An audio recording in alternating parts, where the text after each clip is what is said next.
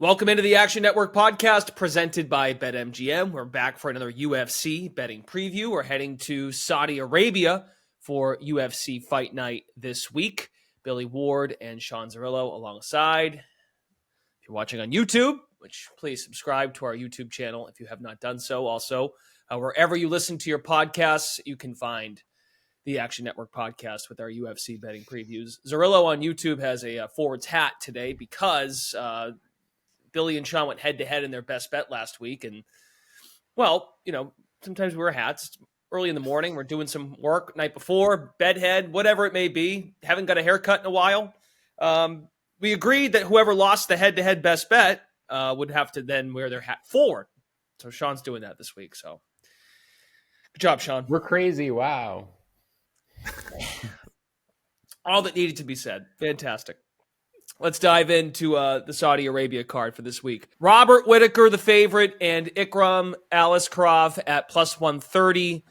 Sean Zerillo, what do you make of this head-to-head as far as how the fight could play out? It's a shorter money line price than we were working with last week, and how would you like to bet it?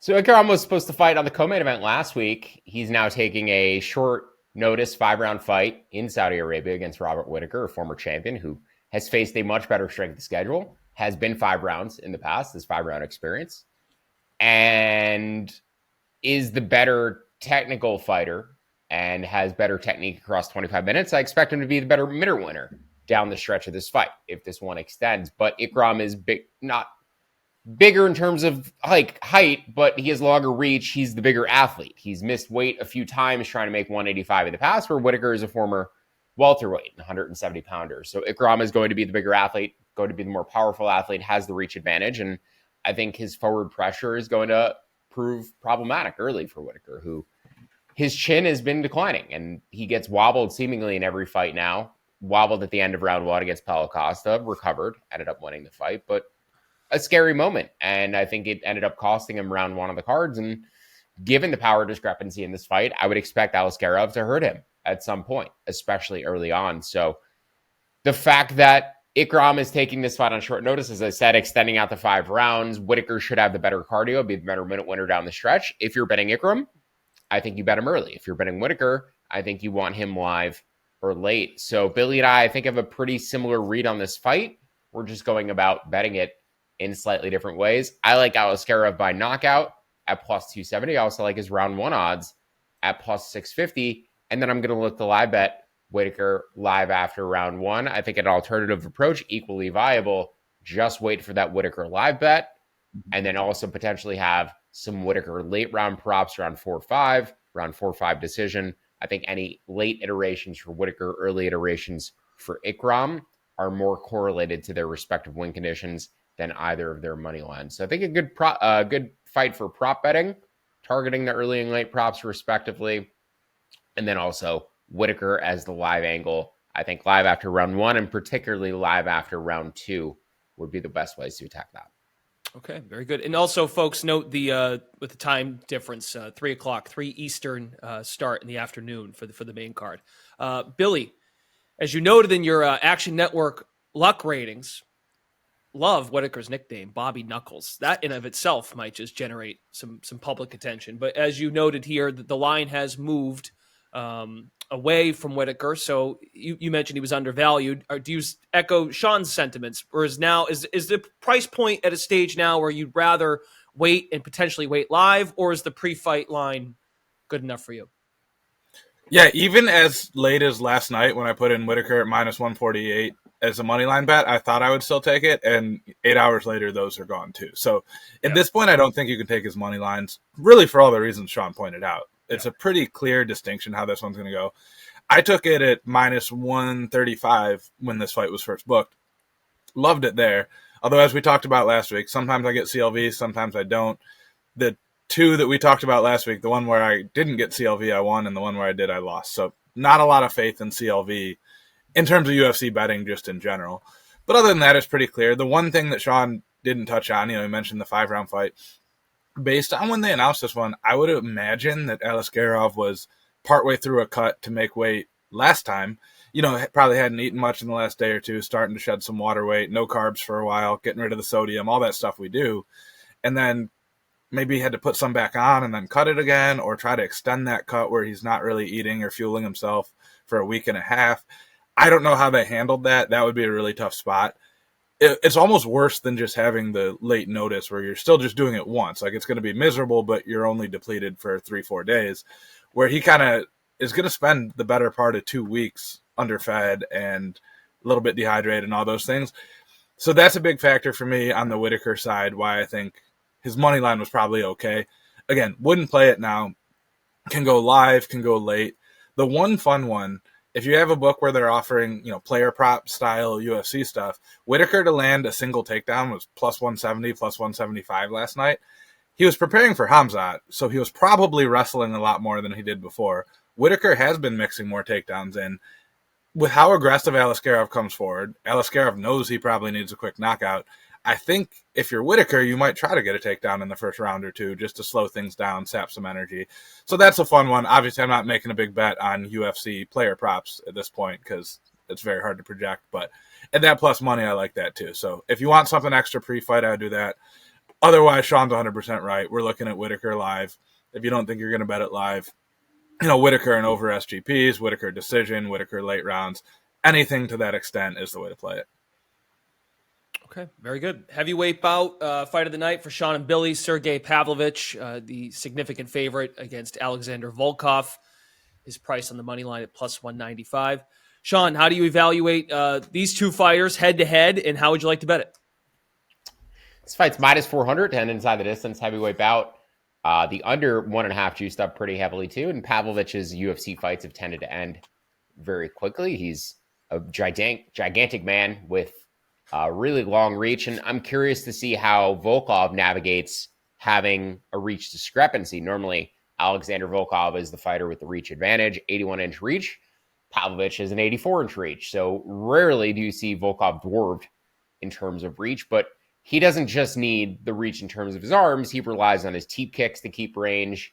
He's really good at using his whole frame, to strike opponents and keep range, whereas Pavlovich is looking to get in the pocket and box. So the fact that Pavlovich has the reach advantage doesn't even necessarily matter here because he doesn't want to be closer and tight to his opponents and land in boxing range as opposed to fighting at the end of long straight punches. So I think it's more problematic for Volkov, the reach, than it is for Pavlovich. I'm curious to see how Volkov approaches it, but I think Volkov is absolutely the side at the price. He just has more ways to win. Pavlovich can fight longer. He has in the past on his regional career. I don't want to discount his chances of winning a decision, but if this fight goes over 5 minutes, if this fight goes to the second round, I think it certainly favors Volkov, who not only has better cardio and better output across 15 minutes, but probably has the grappling upside too. And I'd be interested to see what happens if he's able to take Pavlovich down, because that could be part of his game plan.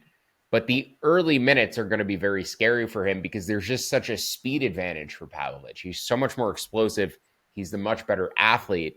And I think Volkov is going to be there to be hit for him in the first round. So I don't want a big bet on Volkov pre-fight. I would expect him to get clipped and get clipped hard in round one. And we'll see if he survives that early damage. And you likely get a better live price after round one. So definitely going to be targeting Volkov live. I'll take some plus 200 pre-fight small. And then I also am interested in his knockout prop at plus 430. Pavlovich is the one coming off the knockout. And Volkov's power is a little bit underrated. He's more of an attritional finisher. I'd consider his round 2 and round 3 props for a look as well. But Volkov KO at plus 430, I think, is wide compared to his money line. Maybe submission, is a decent part of his win condition here. But I projected that KO line closer to plus 350. And I made his money line closer to plus 160. So we're going to find ways to bet Volkov. But I do think the best angle is probably going to come live after round 1. Okay, Billy, speaking of round 1, you actually don't mind turning to Pavlovich for a round 1 play and then maybe getting in on Volkov. Yeah, I think this one's pretty straightforward. If Pavlovich is going to win, it's probably round 1. It's not even that I think he has bad cardio. It's that I think he's a huge jack dude who it takes so much energy for him to throw a punch, especially as explosive as he is. Pavlovich is what we thought Alexander Volkov was going to be like 10 years ago. Like, Pavlovich is just Volkov 2.0, the big, scary Russian dude, looks like Ivan Drago. Volkov's nickname is Drago. Pavlovich is the bigger, more Drago-esque fighter, for lack of a better term. So I think you take Pavlovich round 1 because if he's going to win, probably how it happens. And then Volkov live. I also don't hate, though, and I might go this way, is you could take Pavlovich round 1 and Volkov's money line, especially if it gets any further. Because if Volkov gets that takedown in round 1 that Sean was alluding to, you're not going to get a better price on him. Yeah. I also just don't see the chances of him surviving getting hit once or twice by Pavlovich as being very high. So by the end of round 1, either Volkov is going to be unconscious or probably getting a worse line would be my read. I just don't see how he gets hit, is losing the round, but then comes back and wins. That seems fairly unlikely to me. Obviously, I don't like playing both sides of a fight pre-fight, so I'm torn on that one. I'm not necessarily saying I'm going to do either, but it feels pretty straightforward. We got big, scary power puncher. The only fight he had in the UFC that went to like the back end of round 1, he got finished and seemed to pretty much run out of gas. It was his debut against an extremely long-running veteran in Aliskerov, so a little bit of a pass there. Maybe he's gotten better. I just don't see the body type or the fighting style as something you can really work around no matter how hard you train your cardio. So that's how I'm playing it. Glad Sean mentioned the grappling edge. If Volkov gets a takedown in round 1, that might be it. Not because he submits him, but just because that saps so much of his power. That's kind of where we're at. These guys are a couple of mooses. Pavlovich at 6'3", 259. Volkov 6'7", 263. And we haven't talked about a key ingredient you both bring up often, age. They're both around the same age. Volkov's 35, but... Yeah, Volkov has a lot more fight damage on him, though. He's a lot older in fight years. This is a Russian street beefs fight, though. I'm looking forward to this one. But 35 in heavyweight years is like a 24-year-old flyweight, too, so we're not really worried about that. Okay. I think Pav's gotten better, too. I think he's been training with wrestlers. I think he's probably like gotten his defensive wrestling to a point where he can at least like sprawl and brawl against these other heavyweights and can fight at the top of the division. But yeah, I don't know what his defensive grappling looks like once he gets put on his back. And as you said, Billy, one takedown could be the end of the fight in terms of his cardio being sapped, but it could also just be the end of the fight in terms of getting submitted. Right. So I'm curious if Volkov grapples, and I'm curious how he navigates that reach discrepancy, because I think being at size parity, the only time we've really seen it was against Rogan, who is also a faster and more technical guy than Volk, so you can't take too much away from that, but it did seem like he was struggling with Gon's reach to a degree and didn't really want to close the distance as much. So, but that's the game plan for him here. Keep distance and, stay safe until Pavlovich tires out. Yeah, this is one we're going to talk about next week with MVP and Ian Gary. But when there's a fighter who is almost always the taller, longer guy and then all of a sudden isn't, I worry a lot more about that than like one of these short, like I don't care when Alexander Volkanovski was the shorter guy because he always was, and that's his fight style. But when you're Volkov and your whole game is keeping range, that's a tougher adjustment to make. So that's an interesting one to break down. Like I said, I'm very excited to talk about that one next week when we get to 303, but save that for next week. MVP KO? MVP KO? Got to watch some tape. I'm making no declaration yet.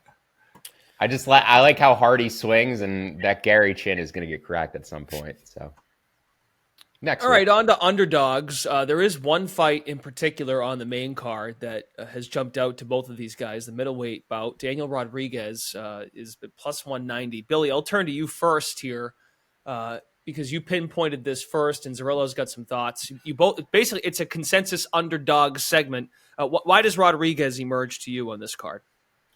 Yeah, I mean, first is the structural thing that we always talk about. This is one of the likeliest fights on the card to go to a decision, which almost by definition means it should be fairly close, which means we want the underdog. It's a good week to use that logic, by the way, when we're in Saudi Arabia. There is no real athletic commission. We have no idea who the judges are going to be. And this is one of the rare fights where there's not clearly an A side in terms of like who the fan and promotion wants to win.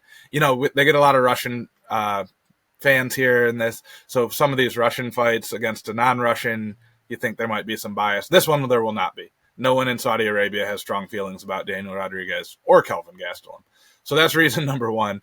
Reason number two is this was supposed to be at 170. Gastelum said he couldn't even make 180. Needed it moved all the way up to 185. I have two minds on that. There's a chance he's just the bigger, stronger dude and is basically just cheating to get to be a weight class bigger than his opponent. That's certainly a possibility. The other possibility is something went horribly wrong. He wasn't able to run. He's got a knee injury. His dog got sick. Like any number of things that threw off his training and preparation. A little suspicious at that because okay, if you moved it up 5 pounds, maybe even 10. Saying you can't even get within 15 pounds of what you originally said is interesting, to say the least. But Gastelum, not known for his discipline. Sean sent this to me a couple days ago, but posting videos about like reviewing all the tacos in town and then can't make weight 3 weeks later is not a great sign. So D-Rod around plus 200. That line's falling, so you probably want to get on there fast. The other one I like, Nicolas Dalby plus 295. Similar deal where we expect this to most likely go to a decision. He's fighting Rinat Fakhretdinov, who has looked really good early in fights, but one of those all-action grappler types who gets a million takedowns, but then really hits the wall. And he went to a majority draw against Easy Dos Santos in his last fight, where he got 10-8'd in the third round, and then one of the judges actually gave Fakhretdinov the loss. So he was kind of lucky to escape with a draw there rather than a loss. Dalby is known for his incredible cardio. You're going to hear him from like 30 seconds in doing his weird breathing technique and think that he's out of gas. That's just what he does. The commentators are going to point that out too, so sorry for being redundant. And Dalby is a really underrated grappler. Like, he's competed in some high-level grappling stuff, had a striking background, but I'm always consistently impressed with his grappling. So to get him at plus 295 against a guy who's probably just going to try to wrestle him and then run out of steam when he doesn't, I like. I also, if you can get the point spread on certain books, plus 3.5 for Nicolas Dalby, that's still plus money. He basically just needs to win one round. So if you think he wins the third round more often than not, and you're getting that at plus money, that's probably my favorite way to play it. I think I'm going to split my exposure between those two just because I want a little upside to an outright win. I took Dalby on the point spread in his last fight when he was a plus 400 or so underdog to Bonfim, and he won that one outright. So I was regretting not getting the more exposure. This time I'll have a little bit on both. Are those breathing exercises, you think, for Dalby? Is that what that is? Yeah, he's talked about it in the past. It's just a way he's found to keep his cardio up and control his breathing. And anyone who trains jiu-jitsu, there's at least one or two guys at your gym who does some kind of weird breathing thing in your ear when you're wrestling with them, and it's weird and awkward, but those guys always have good cardio. So there's something to it. I don't know what it is. I feel like an idiot every time I try to do it, but shout out to Nicolas Dalby. It's a good distraction technique too. They get you not thinking about the techniques and wondering what the hell they're doing with their breathing, and then all of a sudden they catch in something. So, especially when it's right in your ear, like they get a takedown, they're in your guard, and it's just hate it. But misdirection. See? It works though. It's getting in your head. Got in your head, literally. Yep. All right, Zerillo, you echo these sentiments by Billy. Anything to add? Yeah, both of these fights lined to go to a decision. The Dalby fight about minus 160, the D-Rod fight about minus 220. So, as Billy said, philosophically, closer fights in theory going to a decision. Dalby's won his last 4 fights, 3 as an underdog, plus 460, plus 155, plus 120. So this guy keeps overachieving. He's 39 years old, so you wouldn't think he would have such amazing cardio, but it's probably his best aspect as a fighter. Cardio and durability. He's never been finished. He has really good submission defense. And he's always worth a live bet after round 1. So Dalby live after round 1, I think, is going to be a great play. You'll probably get a better price. His pre-fight money line continues to move up. So I'd be patient if you're betting Dalby. He opened at plus 200. It's all the way up at plus 300. And if you look at the line graph in terms of the movement, it just keeps ticking upwards. So I'd imagine this crosses plus 300 at some point. I think Rinat probably wins round 1. He's a very powerful wrestler. I don't love Dalby's takedown defense, but I do love Dalby's survivability. So I think Dalby just needs to keep fighting, keep scrambling, and keep Rinat working, and he'll work his way back into this fight eventually. But I do think round 1 is going to be a little problematic, and I would imagine you get a better live price after round 1 on Dalby. So definitely looking at Dalby, but live maybe the better angle. And then the D-Rod and Gastelum fight. I'm not sure if Billy mentioned it, but D-Rod 4 is taller, 3-inch reach advantage. So even though Gastelum could, in theory, be the bigger, stronger man, he's a former welterweight, fighting at 185 and went back down to welterweight for his last fight. Clearly couldn't keep making the weight and, asked for this one to be moved to a catch weight. So he's the younger man. I don't think D-Rod looked particularly good in his last fight. He was knocked out by Ian Gary, who we were just talking about. And I thought he looked slow. And then he popped for PEDs. He's coming back here, flying to Saudi Arabia at age 37. So I think he's on the back end of his career. I think Kelvin Gastelum would love to move to PFL and fight for $1 million rather than, fighting top 15, top 10 UFC middleweights and welterweights. I think he'd much rather be fighting for $1 million against fighters who are comparably skilled to him or to the opponents he's facing. So Southpaw versus Southpaw. So this is the Dan Tom officially stamped matchup of the week and fight of the night. But yeah, I think D-Rod or pass clearly in terms of his side. I like Billy's plus 3.5 point spread angle on Dalby as well. I should echo that sentiment too. I think it's likely that Dalby wins a round. He's just like, he's always game. And while Rinat is going for takedowns, Dalby's going to be the one actually throwing strikes and pouring on damage. So this could be a damage versus control judging discrepancy too. And in Saudi Arabia, in the Middle East, I think the fighters who get takedowns, they're going to get slightly more deference because that's what the crowd is, popping for.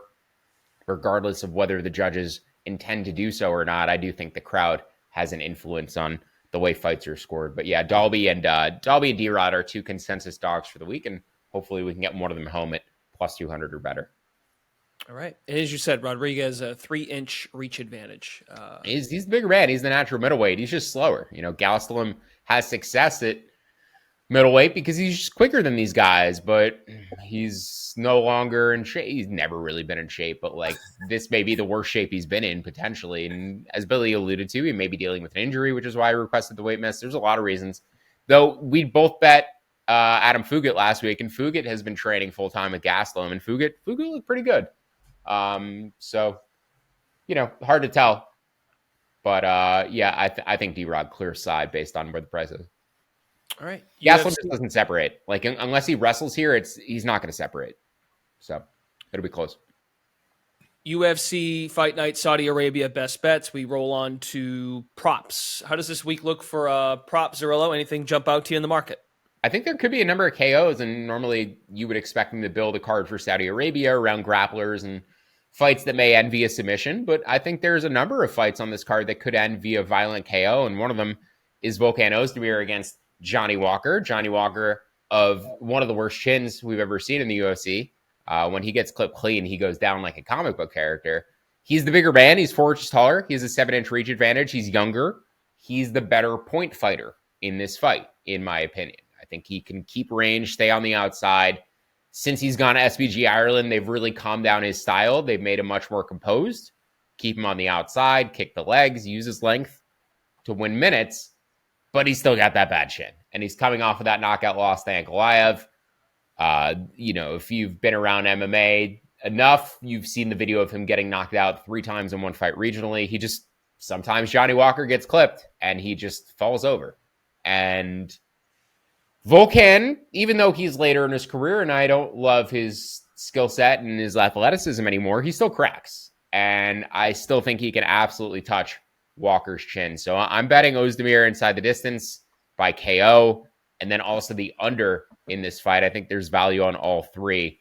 But the reason why I'm more so with Ozdemir's finish props as opposed to just straight up betting the under, I don't think Walker's as aggressive as he used to be. I think actually his likeliest finish here comes via grappling. I could see these two getting tied up at a grappling exchange and Walker locking in a choke, and finishing via submission. But I do think Oezdemir has a very high probability of landing a knockout blow here. So Oezdemir and KO, and then maybe the under as well. But definitely prefer the Oezdemir side of those finish props.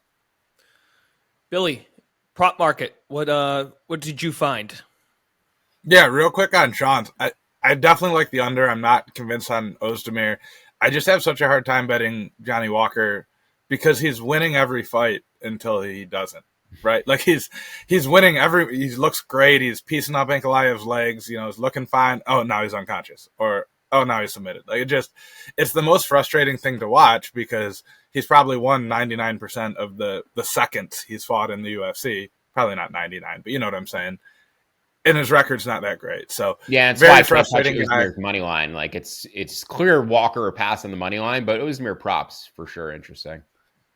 And you could almost even make a case for trying to wait on Oezdemir live because if Walker sustains that, I'm kind of winning the round.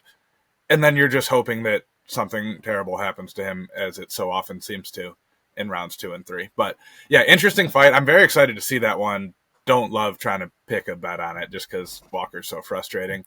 The one I'm looking at is Muin Gafurov by knockout, or inside the distance, I'm sorry, at plus 240. This is another one. I had him in my luck ratings when he was when his money line was minus 140.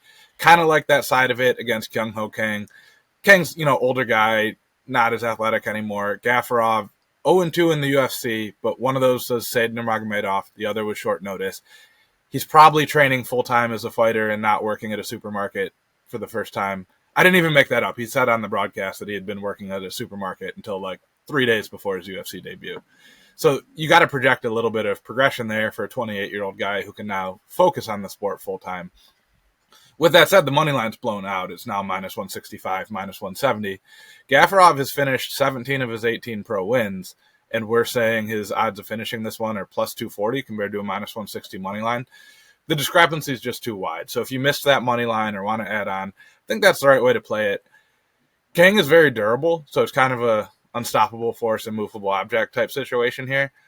But I would say Kang's cardio is probably much better than Gafurov's, and he's probably likely to take over late. So you almost need that finish for Gafurov to get the win at all, which means those two lines should be closer to each other. So not super convinced that he's the better fighter here, but it's just too wide of a line relative to his money line. Yeah, I like Kang live, given the cardio discrepancy. I'm just going to wait till live after round one, but that's my approach for the fight. I feel like we've got 7 of those on this 11-fight card where it's one guy can win. A lot of live after round one, and a lot of fights that I think like one guy could win by knockout, but the other guy's probably a better point fighter. So how do I want to bet it? Do I want to bet the other guy live and late? Do I want to bet, the knockout prop early? So yeah, a lot of those like kind of, we were discussing the fights yesterday. It seemed like we had the same read on a lot of the fights. But we were just betting them slightly differently. So yeah, but the main event, the co-main event, it's up and down. Real quick, before we go to best bets, I want to ask Sean, it's a small sample size, but these new gloves that in theory have less padding seems to have really cut knockouts down since 302 when they debuted. Do you think there's anything there, or do you think it's kind of just a scheduling quirk with who we've had in these fights? Yeah, I think it's a scheduling quirk. I'd need to see. I feel like we've had mostly smaller fighters too. Like we haven't had a lot of the light heavyweights, middleweights. It seems like for a while we've had one heavyweight fight on every single main card. Finally have one here. Don't feel like we've had a lot of heavyweight fights of late. So it might just be a small sample, lower weight classes, the fighters that they've had in particular. I think we need to see it play out for like a year before we make any real calls. If these Russians go to a decision and can't hurt each other, though, I'm hitting the panic button. Like if these two of all people can't do damage, there's got to be something with the gloves. So that's an interesting one for anyone watching. And just in terms of long-term betting, if suddenly Sergei Pavlovich can't knock a guy out, there's got to be something going on of all people. Yeah. I don't mean to speak for both of you, but as you guys bring up these live angles, I think it's important to remind folks that just because you guys are thinking about a live angle, you might not do it, right? Because you might need to see something, or maybe there's something you do see that entices you not to do it, right? Just to be it could be clear. Price dependent. It could be, a guy could get his leg like chopped apart in the first round, and I'm like, well, yeah, like he lost the first round, but also his ability to move for the final 2 rounds is now compromised. So I don't want to bet on him as a result of that. But yeah, more often than not, I'm evaluating where there's a cardio discrepancy, where there's a potential cardio dynamic that heavily favors one fighter. And if they are a better price live after round 1 than they were pre-fight, or if they're even a reasonable, adjustment, and if I think there's a chance they won the first round and the line stays about the same or even moves slightly towards them, considering I give them significantly more chance of winning round 2 and round 3 than I did in round 1, I'm almost always going to bet it, assuming, the line doesn't move significantly in their direction after round 1, or assuming they didn't get, a attritional injury that would compromise them over the remainder of the fight. But if Volkov gets a takedown in round 1 and is minus 200 on the stool, we're probably not doing that. Yeah, correct. Right. Okay. Very good. Just a reminder. I know we do a ton of these, so I think, folks, just a good reminder. And the window, unfortunately, the window is too short between rounds to really fire them in the app. By the time I enter them in the app, you're going to get the notification as the round is starting, and the market's going to be locked. So it's really of no use other than me tracking it to put them in the app. But that is why I like to highlight them beforehand and just let you know I'm, most likely going to be live betting it if I can. Yeah. Or if you, want to have some people over and you want to be nice. Sure. Yeah. Don't do that. People can be vicious. All right, let's do best bets before we get out of here, or a final bet. I'm not too sure. Sean Zerillo, what do you have for us? It's a money line side for you. Best bet for this week, Felipe Lima at about minus 112, minus 114, best number I see currently against Muhammad Naimov.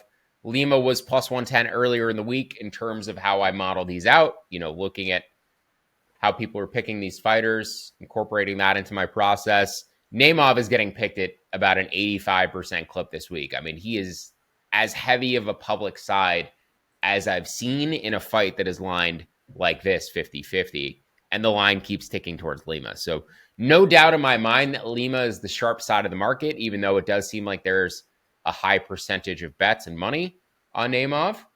But I'm very impressed by Felipe Lima. And I'll start off with the concerns. So here's the concerns. He's a 135er. He's a bantamweight coming up to 145 on short notice to face Muhammad Naimov, who's a good wrestler and a bigger man. Naimov is a bit of a weight bully, in my opinion. He has trouble making featherweight to a degree. He's a really good wrestler. He's powerful, but his cardio goes after round one. So I think there's a decent chance that Naimov wins the first round with wrestling and with that strength and gets on top. But Lima's not going away. This guy just won a 5-round title fight in Octagon FC where his cardio looked absolutely tremendous. He's the much better striker in this fight. He has excellent footwork.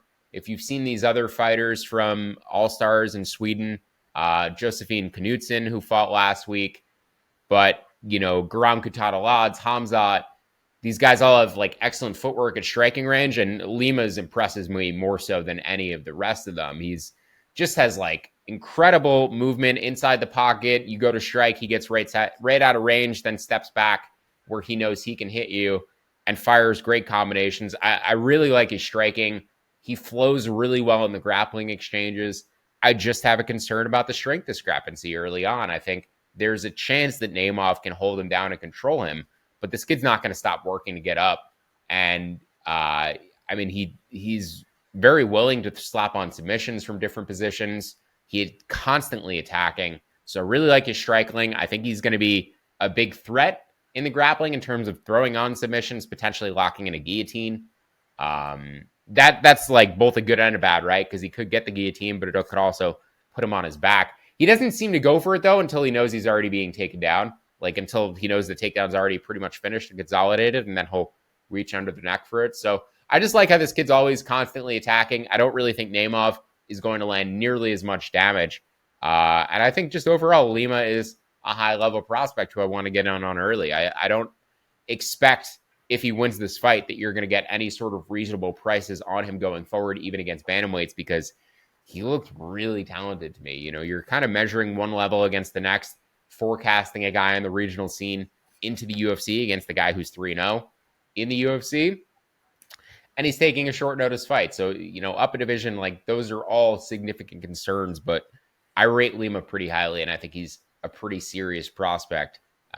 So after round one, I think he may get a better live price, but willing to take some pre-fight at about a pick-em price. Projected him closer to minus 150. So I think minus 130 or better pre-fight, and then into a live bet as well. Okay, and Billy, you also have another fight you're eyeing, but on the money line for a best bet. Yeah, certainly a final bet. I don't actually feel super strongly about this one, especially now that the plus money is gone, because I got either plus 110 and plus 105 earlier in the week. It's the opening fight between Chang-ho Lee and Long Zhao. I am on the Chang-ho Lee side. This is the finale of the Road to the UFC tournament, where they have Asian prospects do a little tournament thing. Last fight's in the UFC. This basically isn't even really a UFC fight yet. They're doing it in the Octagon on a UFC card, but it's kind of like the Ultimate Fighter finale, where it's just a separate thing that happens to be there. Don't know a ton about either guy. Evaluating their tape is super hard because they're also fighting other Asian prospects we haven't heard of, and it's kind of this weird recursive bubble of they've all fought more or less the same guys and same level of competition. It's hard to tell much. With that said, Chang-ho Lee finished both of his fights on the road to the UFC. Long Zhao had a split decision and a majority decision. He might not deserve to be here. I didn't go back and judge those fights to try to see what I thought, but had two very tight fights, basically, at best, and at worst, he got lucky to even get here. So one guy has more finishing upside. Fight probably likelier than not to go to a decision. Not saying based on the line, just in my own estimation. So we were getting Lee at plus money. I like that. I would still bet him at minus 105. Don't love it as much as when it was plus money, but that's how I'm playing it. And then, Sean, you totally talked me into a live bet on Felipe Lima.